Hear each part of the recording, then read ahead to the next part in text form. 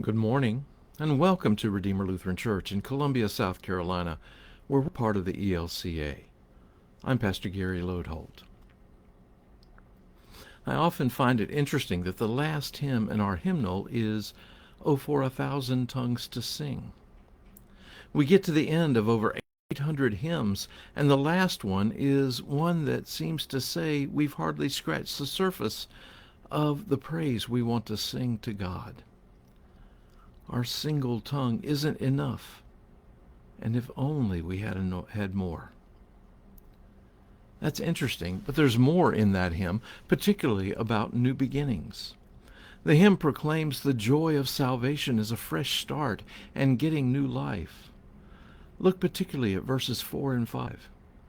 He speaks, and listening to his voice, new life the dead receive. The mournful, broken hearts rejoice. The humble, poor believe. Look unto him, your Savior own, O fallen human race.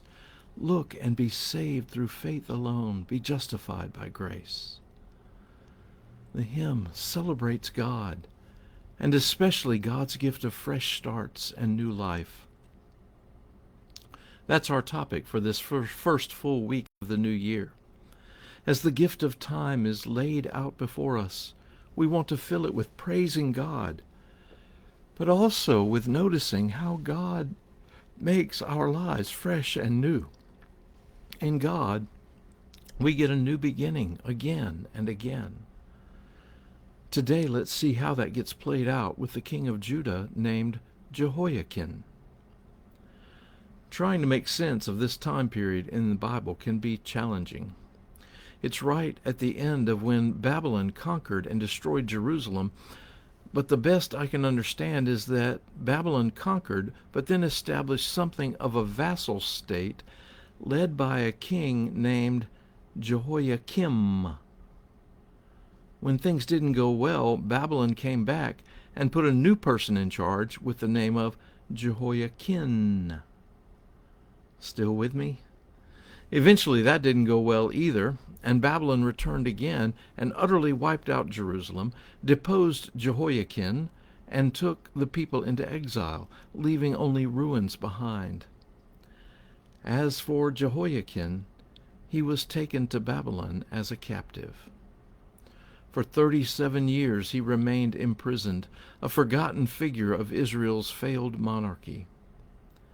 Then, in a surprising turn, Babylon's new king, evil Merodach, released him, gave him a seat of honor at the royal table, and provided for him daily. What an incredible turn of events. After languishing in prison for 37 years, he was restored to a place of honor. It involved just one person, but the message to all Israel was powerful and important. This small detail, Jehoiachin's restoration, tucked at the end of Kings, signals that even in exile, God's covenant promises were not extinguished. God gives fresh starts and new beginnings. It was a sign of hope. There are so many important things about new beginnings hidden in this small story. God's mercy can break into long seasons of despair. We might know what those are like in our own lives, times when all hope seems lost and we don't know where to turn or what to do. Those seasons can be prolonged as well. However, just as the seasons of weather change, so these can change too, and so often that's what God does. Jehoiachin's release and restoration was a sign of hope that God had not forsaken them. Another theme is related to that one. Sometimes God's new beginnings can come after long waiting. It's hard to wait. We are impatient and want things fixed now, in our time and according to our plans. Nevertheless, we are called to live in patient trust for God to act in God's time. It's hard for us, but God does act. Another thing Jehoiachin's release points to is that God is faithful to us. Those Israelites in exile would have seen the king in prison and thought that there was no hope for the future. But when Jehoiachin was released, it was a sign that God had not forgotten them. There was hope for the future. Perhaps the one we can most relate to is this: even when our lives feel stuck, God can bring about renewal and hope. New beginnings are a gift from God. Fresh starts are a blessing of grace.